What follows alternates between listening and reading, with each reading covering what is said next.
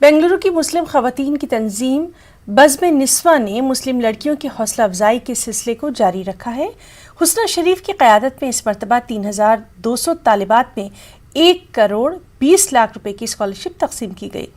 Corona की वजह से मुख्तसर सी तकरीब का इनेकाद किया गया था। बज़्म निस्वा की सदर हुस्ना शरीफ ने कहा कि चंद तालिबात को ही चेक दिए गए, बाकी तमाम तालिबात को उनके बैंक अकाउंट में ये रकम जमा की गई। हुस्ना शरीफ ने इस मौके पर कहा कि मुस्लिम माशरे में तालीम को आम करने की बेहद ज़रूरत है। अब तक 60,000 से ज़ायद लड़कियों को फ़ायदा पहुँचाया जा चुका है।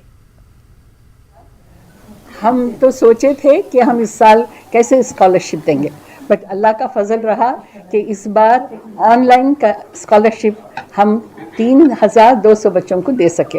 ये हमारे लिए बहुत खुशी की बात है। We wanted more children to apply, but luckily those many applied and we are happy about it. And इंशाअल्लाह हम आइंदा साल next year we hope to do better.